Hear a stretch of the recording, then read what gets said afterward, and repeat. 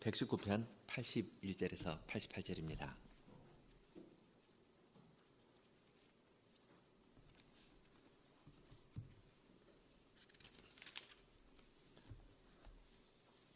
나의 영혼이 주의 구원을 사모하기에 피곤하오나 나는 오히려 주의 말씀을 바라나이다. 나의 말이 주께서 언제나 나를 안위하시겠나이까 하면서 내 눈이 주의 말씀을 바라기에 피곤하니이다. 내가 연기 중의 가죽병같이 되었으나 오히려 주의 율례를 잊지 아니하나이다. 주의 종의 날이 얼마나 되나이까? 나를 핍박하는 자를 주께서 언제나 국문하시리이까? 주의 법을 좇지 아니하는 교만한 자가 나를 해하려고 웅덩이를 받나이다. 주의 모든 계명은 신실하니이다. 저희가 무고히 나를 핍박하오니 나를 도우소서. 저희가 나를 세상에서 거의 멸하였으나 나는 주의 법도를 버리지 아니하였사오니 주의 인자하심을 따라 나로 소송케 하소서. 그리하시면 주의 입의 증거를 내가 지키리이다.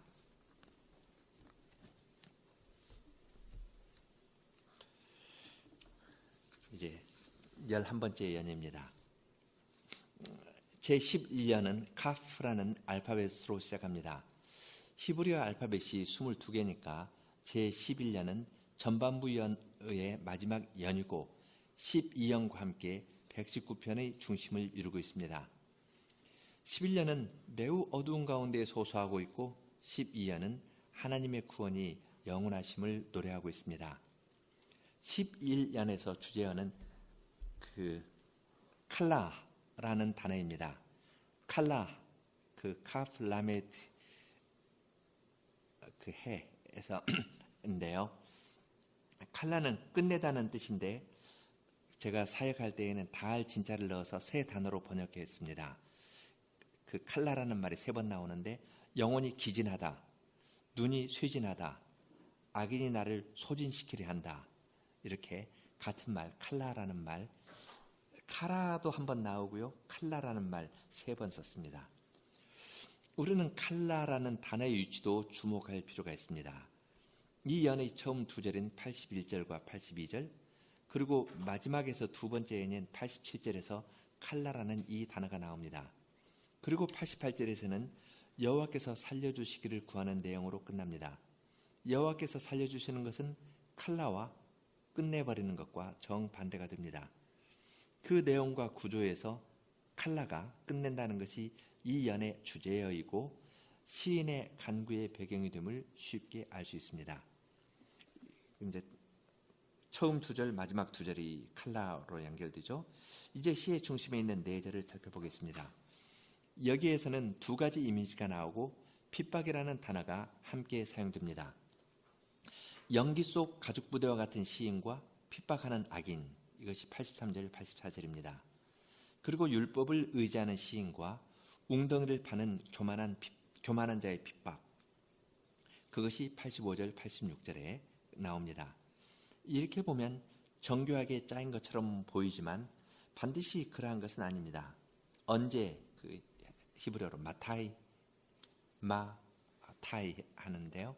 마타이라는 단어가 82절, 84절에 2번 사용되었고 두 가지의 시상이라는 것이 연기 속 가죽 부대하고 웅덩이 파는 거하고 또 핍박이라는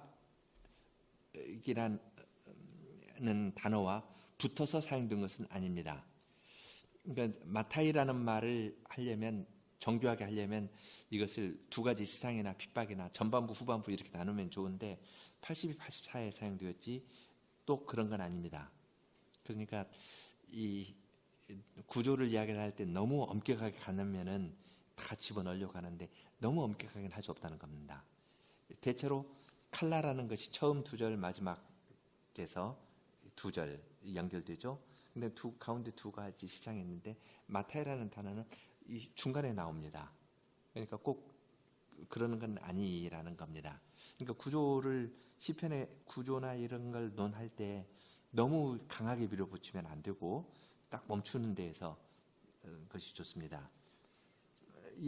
그렇지만 이러한 구절로 생각하면 두 절씩 나누시는 건 좋겠다.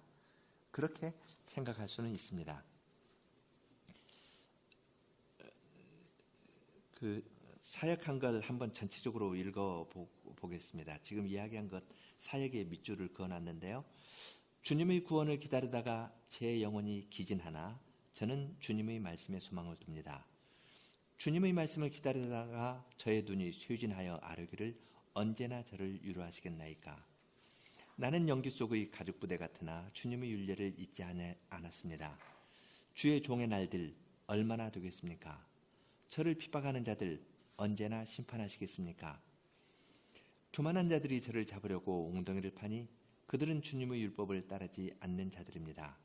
주님의 계명은 모두 참되오니 그들이 거짓으로 저를 핍박할 때 도와주십시오. 그들이 나를 이 땅에서 거의 소진시켰으나 나는 주님의 규례를 버리지 않았습니다. 주님의 인자하심을 따라서 저를 살려주십시오. 주님의 입에서 나온 증거를 저는 지키겠습니다.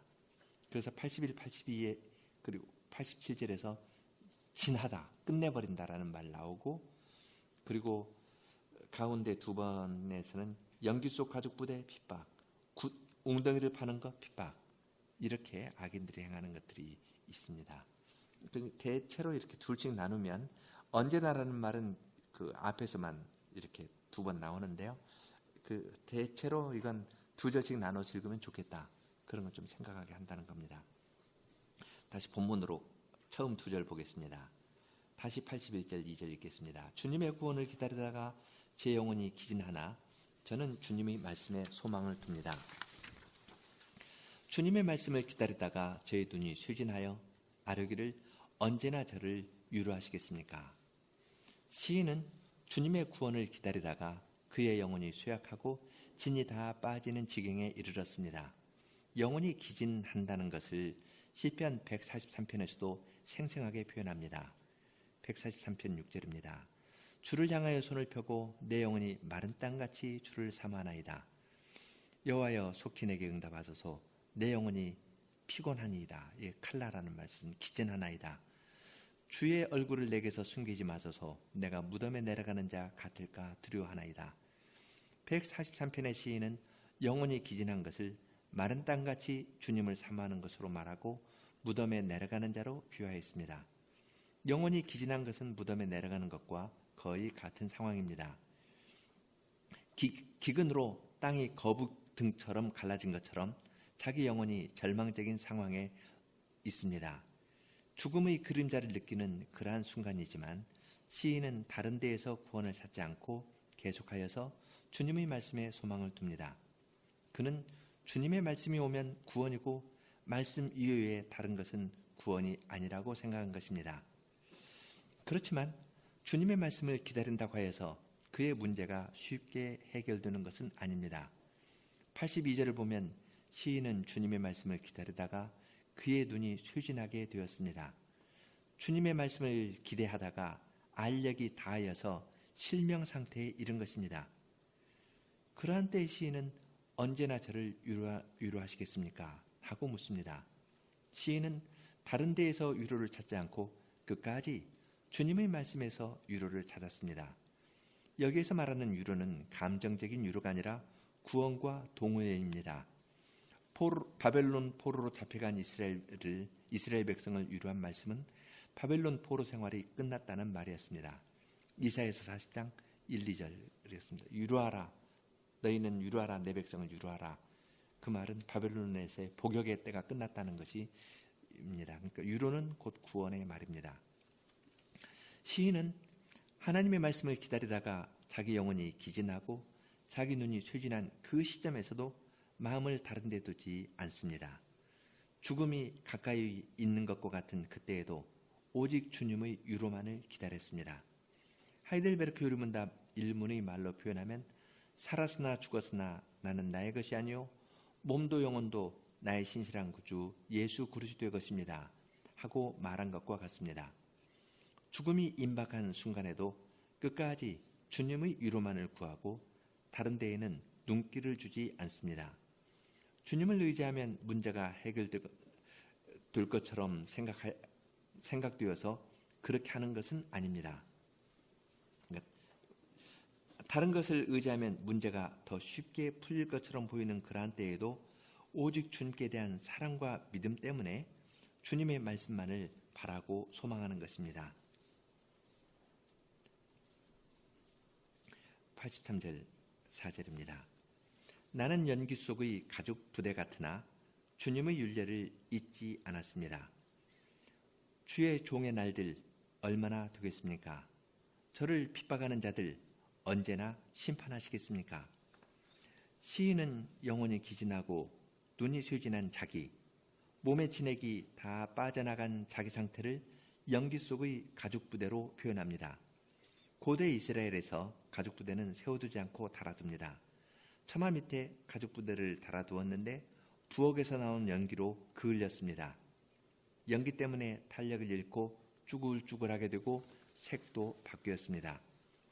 새 가죽 부대는 새 포도주를 담겠지만 연기에 그을려서 탄력을 잃은 가죽 부대는 그렇게 사용될 수 없습니다. 연기 속에 있는 가죽 부대는 보기 싫고 이제 버려지기 직전에 있습니다. 가죽 부대로서는 용도 폐기된 것과 같습니다. 자기를 연기 속의 가죽 부대로 표현한 시인은 마치 쓸모가 없어서 주인이 잊어버린 하찮은 물건으로 비유합니다. 자기의 인생이 그렇다고 말하는 것입니다. 그렇지만 시인은 그러한 순간에도 자기가 주님의 율례를 잊지 않았다고 고백합니다.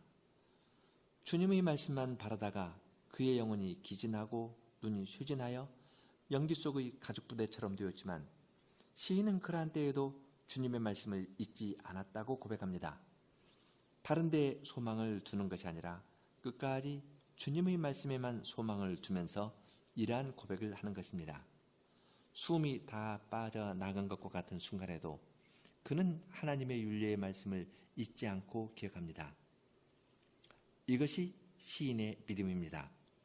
그는 자기가 연약하다고 이야기하면서 그냥 주저앉지 않았습니다. 어떤 사람은 자기의 부족한 것만을 이야기하면서 한탄과 원망의 마음에 머물러 있기도 합니다. 혹시는 다른 사람의 동정을 바라는 수준에 머물러 있습니다. 그 수준에 머물러 있고 하나님께 적극적으로 나아가지는 않습니다. 그러한 연약함을 아시는 하나님께서는 우리 앞에 시인의 예를 두십니다. 그리고 시인의 기도를 가르쳐 주십니다. 84절에서는 시인의 기도가 나옵니다. 시인은 주의 종의 날들이 얼마나 되겠습니까? 하고 묻고 이어서 저를 핍박하는 자들 언제나 심판하시겠습니까? 하고 연거푸 질문을 합니다. 하나님의 말씀은 결코 땅에 떨어지는 법이 없기 때문에 주님의 말씀을 따라서 자기에게 구원을 베풀어 주시기를 구합니다. 그리고 그의 기도에는 악인에 대한 하나님의 심판도 포함되어 있습니다. 하나님께서 시인을 구원하시는 데에는 악인에 대한 심판이 있어야 되기 때문에 이러한 기도를 드리는 것입니다. 시인은 원수들이 핍박하고 있기 때문에 주님께서 그러한 자들을 심판하시고 자기를 구원하여 주시기를 구하고 있습니다. 위기의 순간에도 주님의 율례를 읊조리는 시인은 주님의 말씀의 인도를 따라서 기도한 것입니다. 시인은 자기를 핍박하는 자들의 모습을 그 다음 절에서 구체적으로 하나님께 아릅니다. 교만한 자들이 저를 잡으려고 구덩이를 파니 그들은 주님의 율법을 따르지 않는 자들입니다. 주님의 계명은 모두 참되오니 그들이 거짓으로 저를 핍박할 때에 도와주십시오. 시인을 핍박하는 자들은 시인을 잡으려고 구덩이를 팠습니다. 마치 사냥꾼이 짐승을 잡는 것처럼 시인을 잡으려고 구덩이를 판 것입니다. 그들은 자기들의 꾀로 어떤 사람을 유혹하여서 구덩이에 빠뜨리면 거기에서 쾌감을 느낍니다. 자기의 계획이 이루어졌다는 점에서 성취감을 느끼는 자들입니다. 사람이 무엇을 계획한 대로 성취하면 즐거울 것이지만 진정한 즐거움은 하나님의 말씀이 이루어지는 데에서만 찾을 수 있습니다. 주님의 말씀을 떠나면서 자기의 뜻을 이루는 것은 참된 기쁨을 줄 수 없는 것입니다. 그런데 여기에서 시인을 핍박하는 자들은 주님의 율법을 따르지 않는 자들입니다. 그들은 소극적으로 율법을 따르지 않을 뿐 아니라 주님의 율법을 거스르고 자기의 뜻을 이루려는 교만한 자들입니다. 시인은 자기를 핍박하는 자들을 교만한 자들이라고 하고 그 특징으로 주님의 율법을 따르지 않는 자들이라고 합니다.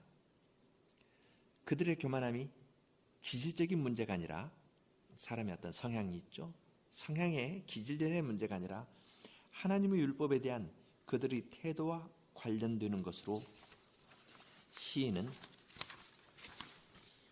이해하였습니다. 교만한 자가 구덩이를 파서 자기를 잡으려고 하는 것은 교만한 자가 하나님의 율법을 고의로 떠나서 자기의 뜻을 이루려는 것이라고 말하였습니다. 시인은 자기의 목숨을 노리는 악인을 자기와 관련시키지 않고 하나님의 율법과 관계하여 말하는데 우리는 여기에서 참된 경건을 봅니다. 웅덩이를 파서 자기를 잡으려는 사람을 보면 미운 마음이 들겠지만 시인은 그러한 악인도 하나님의 율법과 관련시켰습니다. 이렇게 보면 원수에 대한 생각이 넓어질 것입니다. 교만한 자들이 자기에게 어려움을 주는 것은 자기와 관련된 개인적인 것이 아니라 하나님과 관련된 일입니다. 따라서 시인은 교만한 자에 대하여서도 개인적인 감정으로 대하는 것이 아니라 하나님께서 그 문제를 친히 풀어주시기를 구하는 것입니다.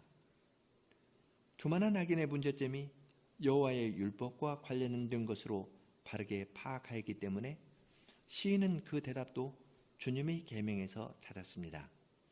시인은 여기에서 참과 거짓을 구별합니다. 주님의 말씀은 참되지만 교만한 자가 하는 말은 거짓되다고 말합니다. 교만한 자는 거짓으로 유혹하여 올무로 잡으려고 하고 동시에 시인을 핍박합니다. 교만한 자는 거짓과 폭력으로 시인을 압제하면서 여호와의 길을 떠나서 자기가 제시하는 길로 가자고 합니다. 그러한 때에 시인은 주님의 계명이 참되다고 고백하면서 악인의 거짓 올무에서 구원하여 주시기를 구하였습니다. 악인의 말은 거짓이지만 하나님의 말씀은 참되기 때문에 주님의 말씀이 참되다는 것을 입증하여 주시기를 구하였습니다. 또한 교만한 악인의 공격이 자기에 대한 것이 아니라 하나님께 대한 것이기 때문에 하나님께 구원하여 주시기를 구하였습니다. 그들이 나를 이 땅에서 거의 소진시켰으나 나는 주님의 규례를 버리지 않았습니다. 주님의 인자하심을 따라서 저를 살려주십시오. 주님의 입에서 나온 증거를 저는 지키겠습니다. 제11연의 마지막 두 절에서 시인은 칼라라는 단어를 세 번째로 사용합니다. 교만한 자들이 웅덩이를 파서 자기를 넘어뜨리려고 했는데 그들의 노력이 거의 성공을 거둔 것처럼 보입니다. 그들이 시인을 이 땅에서 거의 소진시켜서 그의 생명이 거의 사라질 지경에 이르렀기 때문입니다. 이제 한 걸음만 더 나아가면 자기의 생명이 위험하게 됩니다. 시인이 계속 생명을 유지할 것인지가 문제가 되었습니다. 그런데 시인은 그러한 때에도 끝까지 주님의 말씀을 의지합니다. 나는 주님의 규례를 버리지 않았습니다 하고 고백합니다. 원수가 거짓으로 위협하기도 하고 구덩이를 파서 신체적인 해악을 가하려고도 하지만 시인은 요동하지 않습니다. 교만한 악인의 목표는 시인이 여호와의 윤리에서 벗어나는 것이었고 이제 시인에게 마지막 일격만 가하면 숨을 거둘 순간에 놓여 있습니다. 그러나 그러한 순간에 시인의 입에서 항복의 말이 나온 것이 아니라 주님의 규례를 버리지 않겠다는 신뢰의 말이 나왔습니다. 위기의 순간에도 하나님의 말씀에 피한 시인은 주님의 인자하심을 따라서 저를 살려주십시오 하고 기도합니다. 주님의 언약에 호소하면서 인자하심을 보여주시기를 구하는 것입니다. 인자하심은 언약을 지키는 사랑인데 죽음의 순간에도 하나님의 언약을 버리지 않은 자기에게 주님께서 참된 언약의 사랑을 보여주시기를 구한 것입니다. 주님께서 영혼과 눈이 기진한 시인을 구원해 주시면 매우 기쁜 일이 될 터인데, 특히 악인을 심판하고서 구원해 주신다면 자기가 주님의 언약 백성이라는 것을 더 확실하게 맛보는 일이 될 것입니다. 따라서 그의 기쁨도 말로 표현할 수 없이 클 것입니다. 주님께 살려주시기를 구한 시인은 주님의 입에서 나온 증거를 저는 지키겠습니다 하고 다짐합니다. 어려운 때에 구원해 주시면 자기의 길을 가는 사람들이 있지만, 시인은 주님의 입에 주목하고 그 입에서 나온 말씀을 귀하게 여기면서 그 말씀을 끝까지 지키고 살겠다고 합니다. 시인은 말씀으로 말미암은 고난을 겪었기 때문에 이러한 고백이 훨씬 더 생생했을 것입니다. 주님께서 구원해 주시는 목적은 자기 행복을 위한 것이 아니라 주님의 증거를 끝까지 지키면서 살도록 하는 것이라고 고백하면서 주님의 입술에서 나온 말씀에 귀를 기울이는 것입니다. 카프히안에서 제11년에서 우리는 두 가지의 길을 봅니다. 하나는 하나님의 율법에서 벗어난 길입니다. 자기가 뜻을 정하고 그것을 실현하면서 살아가기 때문에 매우 매력적으로 보입니다. 교만하다는 말을 듣기도 하지만 자기들이 계획한 것을 그대로 이루면서 살아가는 거기에는 또 다른 즐거움이 있습니다. 다른 사람을 잡으려고 함정을 파고 원하는 것을 얻었을 때, 그 함정에서 사람을 잡았을 때 기뻐합니다. 하나님의 말씀을 즐거움으로 삼기보다는 자기의 뜻을 이루는 것을 기쁨으로 삼으면서 살아가는 자들입니다.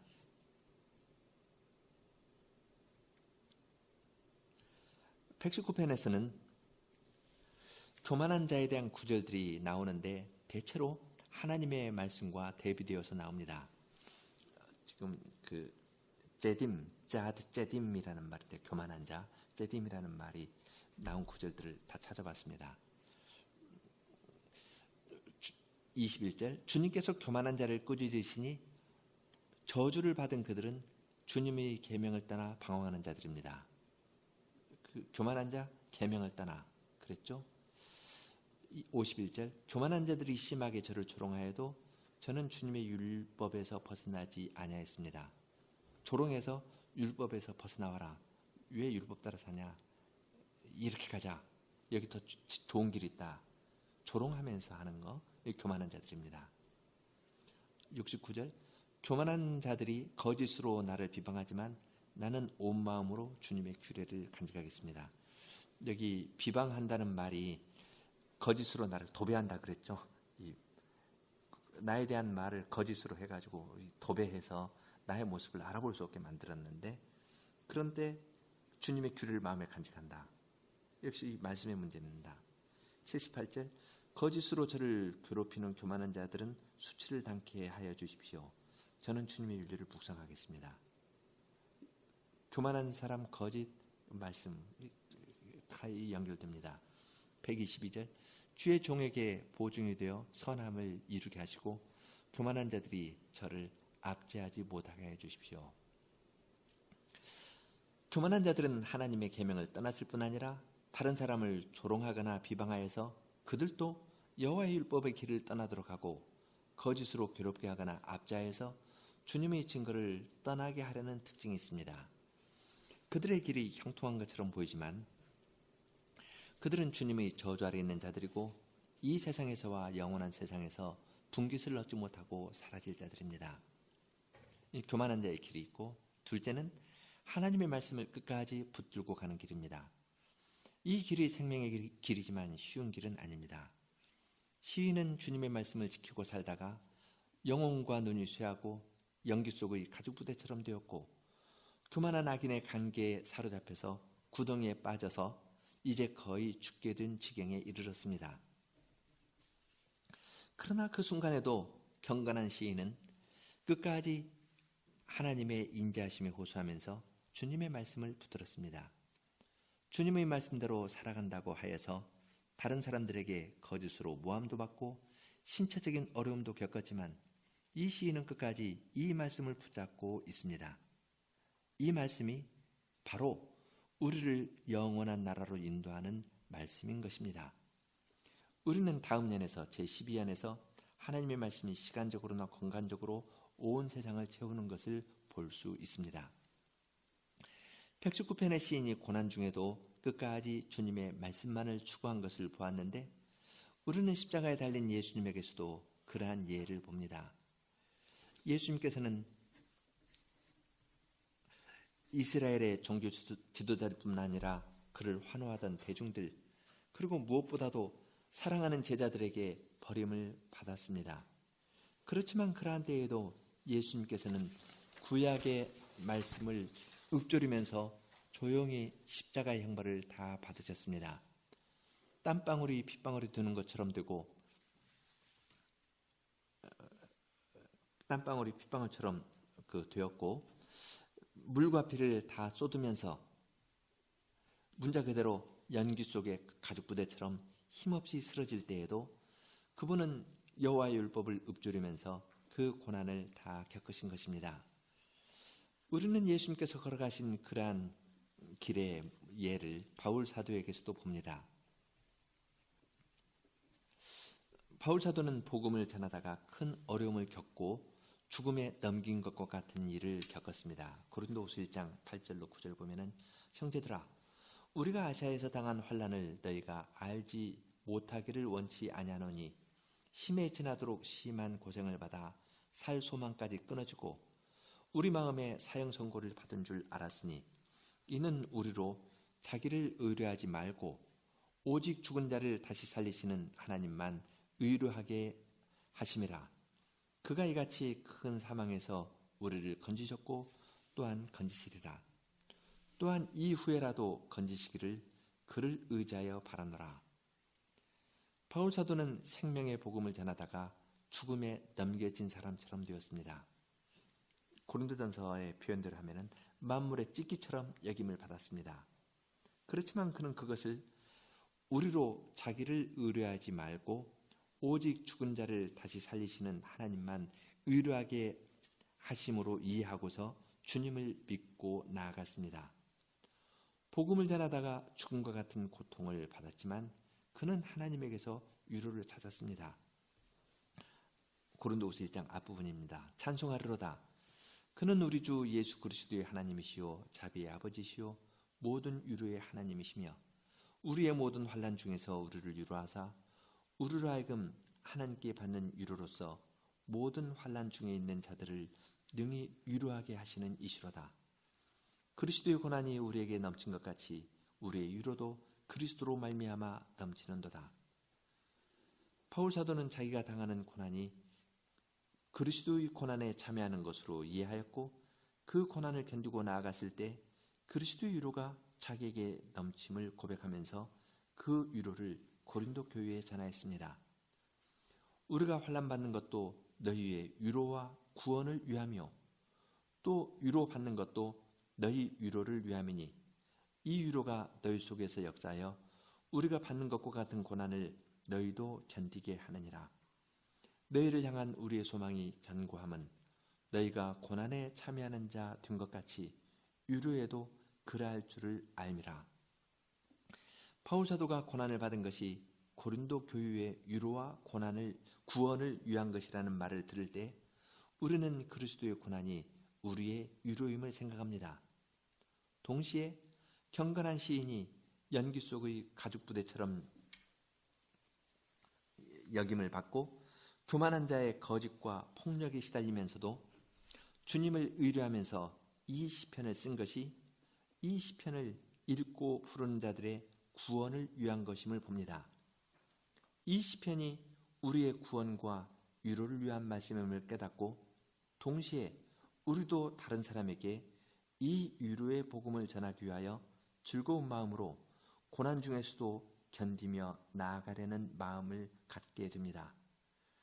우리가 기진하고 쇠진하고 소진되어서 용도 폐기된 가죽 부대와 같이 되어도 주님의 말씀만을 의지하면 주님의 복음을 전하는 데 쓰임을 받을 것입니다. 그 길이 어렵고 얼굴에 울음 자국이 그대로 남아있지만 마지막 날에 우리 눈에서 눈물을 다 씻겨주실 것을 소망하면서 그리스도 안에서 우리는 이 시편을 부르는 것입니다. 함께 카프연 31, 32, 33절 부르겠습니다.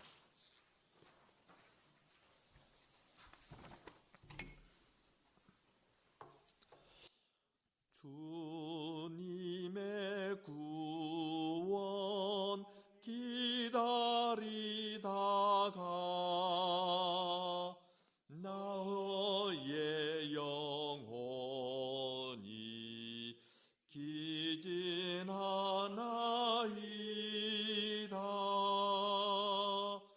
주님의 말씀 기다리다가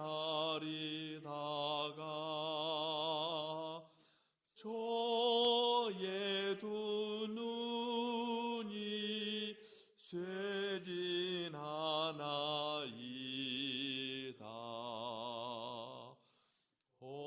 언제나 저를 위로하리까. 주의 말씀에 소망을 둡니다. 저는 연기 속 가죽 부대나 주님의 윤례 잊지 않습니다. 주의 종의 날 얼마 되리까.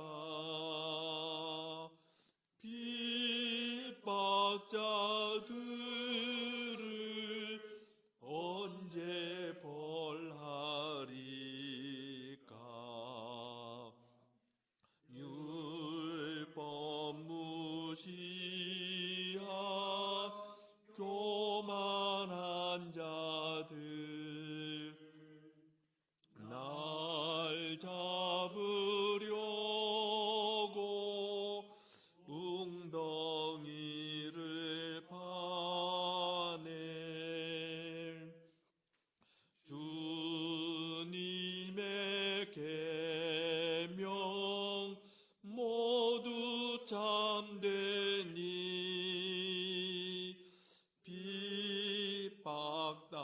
핍박당할 때 도와주옵소서.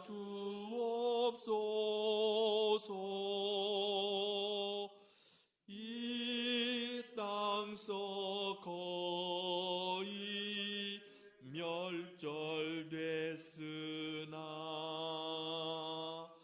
주님의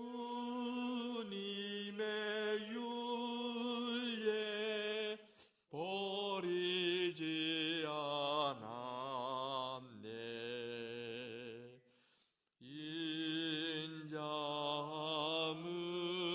인자함으로 살려주소서.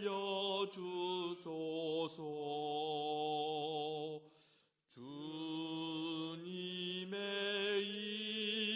입에 증거 지키리다.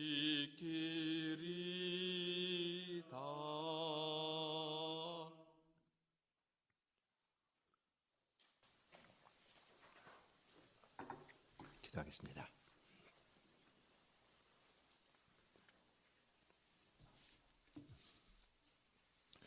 거룩하신 주님, 주님의 말씀을 읽고 부를 때마다 저희들이 주님께서 원하시는데 이르지 못한 것들을 발견하게 됩니다. 그렇지만 그러한 저희의 모습을 알려주시려고 이러한 시편의 말씀을 알려주시고 무엇보다도 그리스도 안에서 이 시편을 읽으면서 그리스도께서 연기 속 가죽부대처럼 물과 피를 다 쏟으시고 뼈를 낱낱이 셀 수 있게 된 그러한 상황 가운데에서도 끝까지 하나님의 율법의 말씀을 읊조리고 시편의 말씀을 읊조리면서 구약의 예언을 이루시려고 하나님의 진노의 잔을 마지막까지 다 받으신 것을 저희들이 생각합니다. 주님께서 그러한 고난을 받으신 것은 저희의 위로와 저희의 구원을 위한 것임을 이 말씀에서 깨닫게 하여 주시고, 또한 바울 사도가 그러한 은혜의 복음을 전할 때 죽음에 넘겨진 자와 같고 그의 사역이 수포로 돌아가는 것 같았지만은 그러한 때에 주님께서 위로와 구원을 내려주시고 그때 깨달은 위로와 구원이 고린도 교회의 위로와 구원이 된 것을 저희들에게 알려주십니다. 주님께서 늘 이러한 방식으로 알려주시기 때문에 저희들이 지금 당하는 어려움이 있지만은 이 어려움도 주님의 손에서 나온 것이고 무엇보다도 그리스도의 고난에 참여하는 것이어서 그리스도의 부활에 함께 이를 것에 대한 확실한 소망이 듭니다. 이러한 말씀으로 주님께서 저희의 당한 현실들을 해명하여 주시면서 저희들로 하여금 저희 자신을 바라보며 뒤로 물러서거나 혹은 다른 사람의 말을 보면서 억울해하거나 원통하거나 시기하는 마음에 들어가는 것이 아니라 그러한 것들을 다 내려놓고 주님께서 위로해 주시고 주님의 진리를 더 밝히 드러내실 날을 소망하면서 나아가도록 인도하여 주시오니 계속 그러한 복음의 능력 가운데에서 저희들이 살아가도록 저희들을 붙들어 주시기를 구합니다. 예수님 이름으로 기도드립니다. 아멘.